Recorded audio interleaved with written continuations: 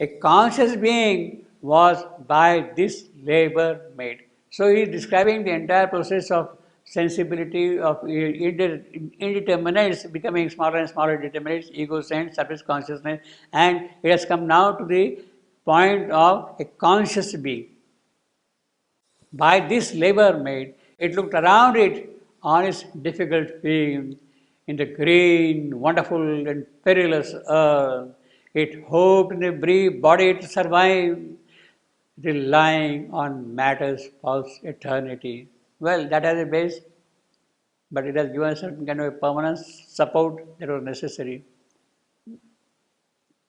It felt a godhead in its fragile house. So matter is firm, stubborn, and all of it. Still, it is a fragile house, matter's house. It saw blue heavens, dreamed immortality. Who? That it, that being, a conscious being. And saw blue heaven, dreamed immortality. A conscious soul in the inconscious world, hidden behind our thoughts and hopes and dreams, an indifferent master signing nature's acts, leave the vicegerent mind a seeming king. Mind is acting on behalf of somebody else. He is vicegerent. Somebody, the royalty, the sovereign has given powers to act on his behalf in the governance of the country, kingdom. That is vicegerent. So mind has acquired that. That is what vicegerent means, you see. Mind is seeming king. He is not really the king, but he has been given the power to act on behalf of somebody else. Why? Because things have to be done in the inconscient world. Of course, we might be very clever and ask the question, why can't that fellow who is giving the power to mind act himself directly in the inconscient world? He cannot, because the master cannot act directly there. Because it needs a certain kind of preparation for his actions to be established here. To be established here. And that preparation is made by the lower instruments. By ego, by mind. They are preparing the instruments, you see. See, it's like saying, why all these things should happen. First comes matter, then comes life, then comes mind, then comes supermind. Why can't that great supermind directly act in matter?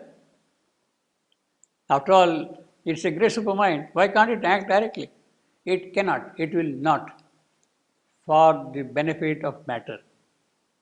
If supermind were to directly act in matter without these stages, it would get simply crushed. The entire purpose of establishing the higher possibilities will not be achieved. It has to prepare step by step all these things. It will simply get crushed at every stage. So there is a kind of a logic behind the entire operation step. So life comes, prepares matter in a certain way. Mind comes, prepares life in matter in another way, and therefore matter becomes more and more ready to receive higher and higher powers. If the higher power were to directly act in matter, matter will simply get crushed, you see. In this floating house upon the sea of time, this regent, he is the delegated, sits at work and never rests. He is a puppet of the dance of time. He is driven by the hours, the moment's call, compels him with the thronging of lives and need and the babble of the voices of the world. Babble, all kind of noises are made, and as a result of that, we cannot really understand what is happening, you see. That is Babel. Voices are there, all kinds of noises are there. In fact, that is how they were designed, so that the tower to heaven could not be built. The builder, the construction people would get terribly confused with all kinds of noises and they would stop working further, see. And a babble of the voices of the world. This mind knows silence, knows not dreamlessly. Well, this is the evolutionary mind. This mind knows what it implies is that if mind has to do something more than what it is presently doing, it must know what silence is. You have to have silent mind.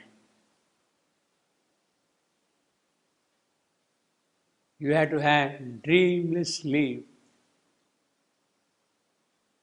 Dreamless sleep. You are in the pure Sushupti consciousness. In the incessant circling of his stem, thoughts straight forever through the listening brain. It toys like a machine and cannot stop. That is what mind keeps on doing all the while, you see. Into the body's many-storied room, endless crowd down the dream God's messages. Because of the mind's activity, all is a hundred-tone murmur and babble and stir. So this is the babble, the children, the way they talk with each other and stir. Murmur and babble and stir. See, he has used babble here, he has used babble here, you see. All is a hundred-tone murmur and babble and stir. There is a tireless running to and fro. That is what mind's activity is all the while, constantly, you see. A haste of movement and a ceaseless cry, a hurried servant senses answer appears to every knock upon the outer door. So somebody comes and knocks on the door and the senses rush there, appears quickly, swiftly to answer them, you see. You see something very beautiful, something ugly, suddenly it keeps on making impact on you, straight away, you see. To every knock upon the outer door, bring light visitors, report each call, admit the thousand queries in the call, and the messages of communicating mind, and the heavy business of unnumbered lives, and all the thousandfold commerce of the world. That is what the mind is busy with all the while. Even in the tracks of sleep is scant repose. Because our sleep is not a dreamless sleep. It is not a dreamless sleep at all. Actually, we are not aware of the dreams, we constantly keep on dreaming in the sleep. Only for a few seconds, for a few minutes perhaps, we have true, pure, dreamless sleep. And those few minutes, that is the real rest you get. Otherwise, your mind is constantly busy, dreaming is going on constantly, you see. So the nerves don't feel nothing at all, you see. Only those for 4 minutes. In fact, that dreamless sleep, maybe for a few minutes in the whole night, it is that which puts you directly in contact with your psychic being. And then you have true happy rest, bright, luminous rest. And it is that which energizes you for your work. Otherwise, we may be sleeping 8 hours, 10 hours, but no good, you see. He mocks life's steps in strains of conscious dream. He strays in a sublime realm of simple scene. His night with thin air visions and dim form, he packs or peoples with sight, drifting shame, and only a moment spent in silent self. You see, he says, only a moment spent in silent self, in the inner consciousness, in the true consciousness. He says, I was giving you a few minutes, but he says only a minute. Adventuring into infinite mind space, he unfolds his wings of thought in inner air or traveling in imagination's car, crosses the globe, journeys beneath the stars. So that is what we do in the dream. Go everywhere in the cosmos. Imagination's car, that is what we do. See. Crosses the globe, journeys beneath the star, to subtle worlds takes his ethereal goal, visits the gods on life's miraculous being, communicates with heaven, tampers with hell. This is what happens all the while. This is the little surface of man's life. So he has described all those things hurriedly, you see. He is this and He is all the universe. He scales the unseen. His depths dare the abyss. A whole mysterious world is locked within. This is summary. We are not aware of it. A whole mysterious world is locked within. Unknown to himself lives a hidden king behind us. Behind rich tapestries. What beautiful poetry also, he is describing such difficult subjects, topics, but what poetry, see. Imagination's car, we are going through constellations and galaxies and through inner spaces and outer spaces.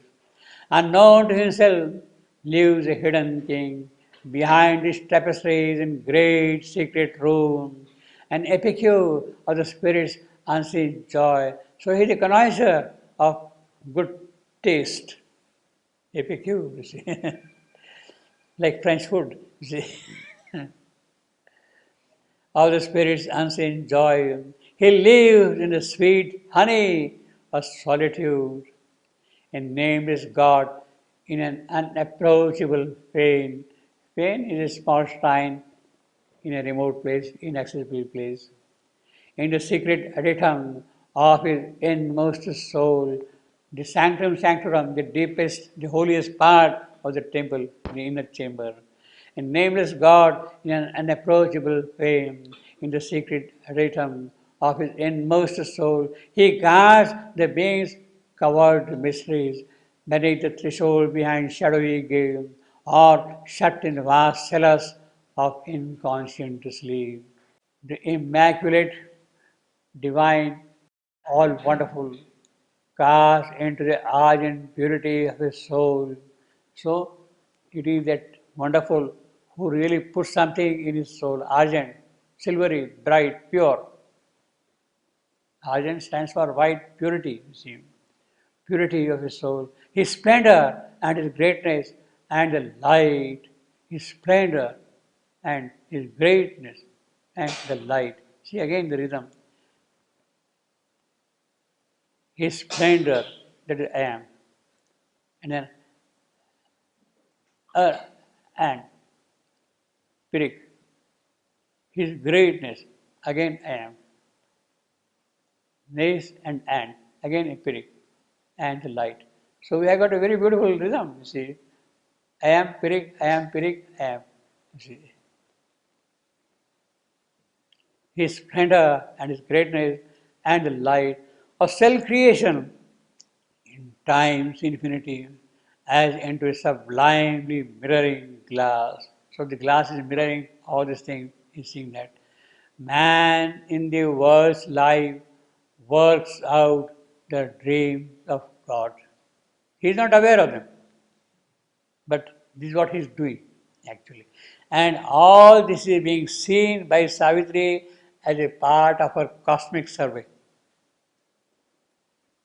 As a part of the cosmic survey.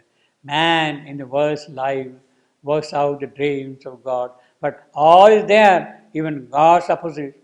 He is a little friend of nature's works, a thinking outline of a cryptic force. Man in the world's life works out the dreams of God. In spite of the presence of God's opposites. All is there. And he is working out the dreams of God in that all. And that all contains even the opposites of God, Deus right. So that's a great thing man is doing. He is a little friend of nature's work, a thinking outline of a cryptic force. The force we don't know how it's working, mysterious. All she reveals in him, that is in her. In other words, basically, man is her product. Whatever she has, only that much he has. Don't think that you are more than nature. It means that. All she reveals in him, that is in her. Her glories walk in him, and her darknesses, both the bright and the dark. Everything is there. Man's house of life hosts not the gods alone. So the contrast is there because he's talking of, now he's elaborating on the gods opposites. See? Gods alone. There are occult shadows, there are tenebrous powers in the subconscious down below. Shadows are there, living shadows are there, occult shadows. And there are tenebrous powers. Inhabitants of life's ominous neither room. A shadowy world, stupendous denizens. They are the people who live in the shadowy world.